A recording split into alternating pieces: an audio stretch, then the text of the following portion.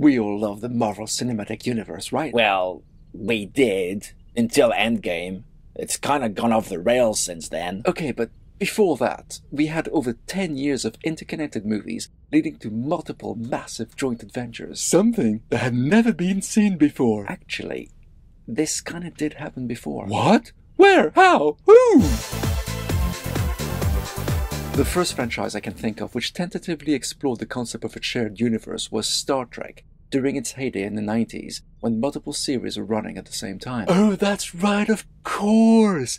You had Captain Picard appearing on Deep Space Nine, Dr. Bashir venturing on the Enterprise, Lieutenant Barclay trying to save Voyager, Dr. Lewis Zimmerman visited DS9, Riker chatted with Quark over subspace, Commander Worf came under the command of Captain Sisko for the second half of the show. Exactly. Every now and again, characters from one show would pop up in another to give the universe all these adventures were happening in a sense of cohesiveness. It meshed all the stories together in one giant continuity. Okay, true. But aside from Worf on DS9, these appearances were merely guest stars, little winks that this show happens to run concurrently with another, and if you didn't know that, why not check out that other show as well? Like a commercial for a show within another show? Yeah, exactly that. It's cynical. Hey, it's me. Cynical, maybe, but McCluck does have a point. They were mostly little nuggets to remind the audience of one show that adventures were happening elsewhere in the Star Trek universe. See?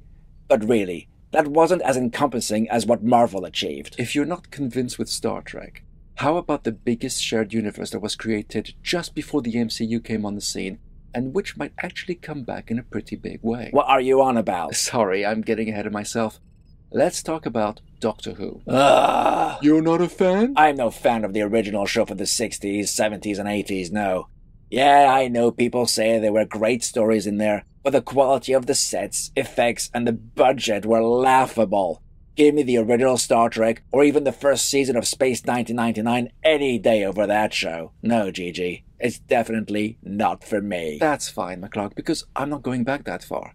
You both must have heard by now that Russell T. Davies, the man who revived Doctor Who back in 2005, has come back to the show to revive it once again. Yeah, I'm cautiously optimistic about that. And Tennant's coming back, and Donna too! Well, I'm excited too, but maybe not for the reason you might think. You're intriguing me. You see, I was more of a Moffat fan than an RTD one. RTD? Russell T. Davies. Moffat seemed to have an absolute understanding of the intricacies of time travel, and made full use of that in so many of his best stories and arcs. Hold on. RTD made great shows too, and created fantastic characters. I don't deny that, Gigi, but some of his stories were more fantasy than sci-fi for me, and that's a line I don't often like to cross. Truth be told, Doctor Who is really more fantasy than sci-fi. Kinda like Star Wars. You're not wrong. However, what he truly excelled at was creating an ever-expanding universe where characters from one show would venture onto another and have a profound impact there as well. I think I see where you're getting at. Whereas Star Trek merely dipped there toward the shallow end of the pool, RTD just dived right in at the deep end. Exactly that. Although I'm sure there was more thought to it than just jumping in. You see, with the success of the revival, he quickly set about creating spin-offs. First Torchwood, which was more adult-orientated, and then the Sarah Jane Adventures for the kids.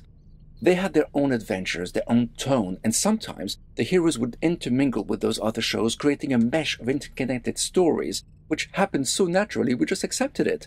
The Doctor would come and help Sarah Jane, Jack Harkness would bounce back and forth between the main show and Torchwood, while one of the Doctor's former companions, Martha Jones, even ended up joining Torchwood. How is that different from what Star Trek did? For a handful, it was the same. Lieutenant Barclay played a crucial role in finding a way to communicate with Voyager.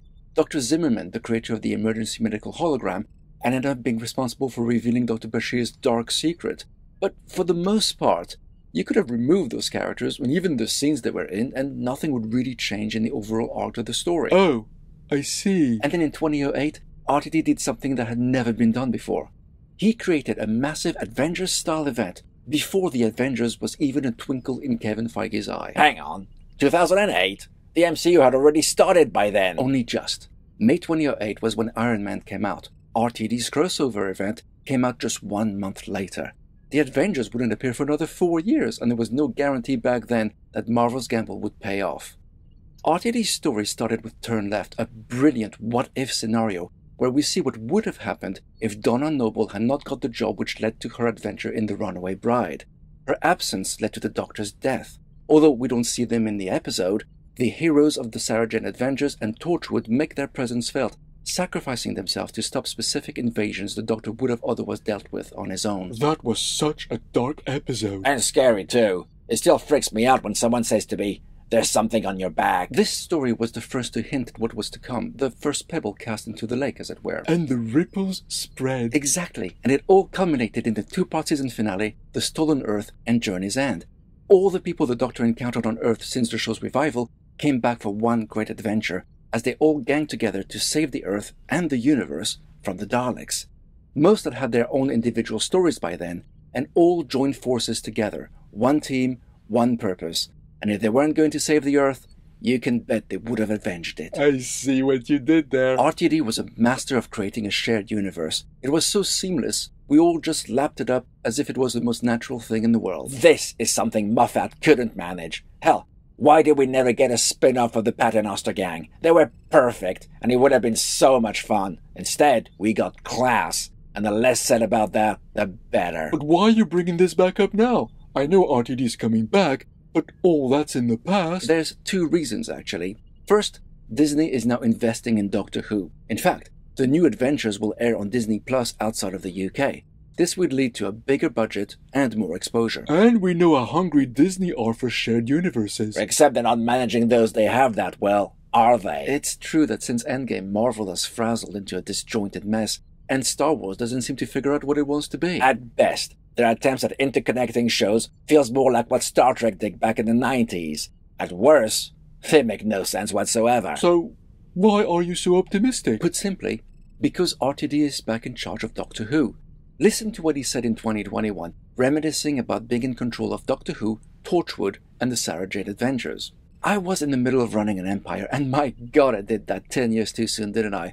There should be a Doctor Who channel now. You look at those Disney announcements of all those new Star Wars and Marvel shows, you think we should be sitting here announcing the Nisa Adventures or the Return of Donna Noble, and you should have the 10th and 11th Doctors together in a 10-part series. Genuinely. And I think that will happen one day, if you can just shift Doctor Who up a gear. Wow! Exactly. I think RTD has got his wish. I think his knack of creating a shared universe before it was cool has the potential of being properly harnessed now. Might it not be too late, though? Just because Marvel is failing and Star Wars is floundering doesn't mean there's not an appetite for it. I think it's because that appetite is still there, that the audience is still willing to give new shows a chance. Seems Disney are giving it a decent budget too. Did you notice UNIT now has an Avengers Tower-style building in the latest trailer? I did. And who's to say UNIT might not become the first new spin-off show of this new revived franchise? Here's hoping they don't mess up the Christmas episodes. Yeah, there's been a lot of disgruntled fans since Chibnall took over. You know, I've often wondered if Moffat chose Chibnall as revenge over those who criticized him so mercilessly, to show them how much worse the show could get. That's dark, man. Well, I for one am hopeful. After years of being disappointed with Doctor Who, this realization has got me all excited again, and I can't wait to see the next adventures of this madman in the box. Christmas can't come soon enough. But what do you think about all this? Share your thoughts in the comments. Live long, and may the Force be with you.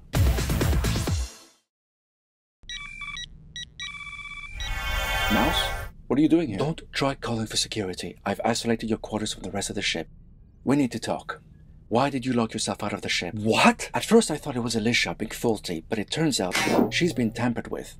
I fixed her, by the way. I am as pure as the fallen snow. She kept glitching, you see, and I managed to isolate the glitch. That isn't me, Mouse. I beg to differ, Captain. The person who did this went to great lengths to sow discord on his ship.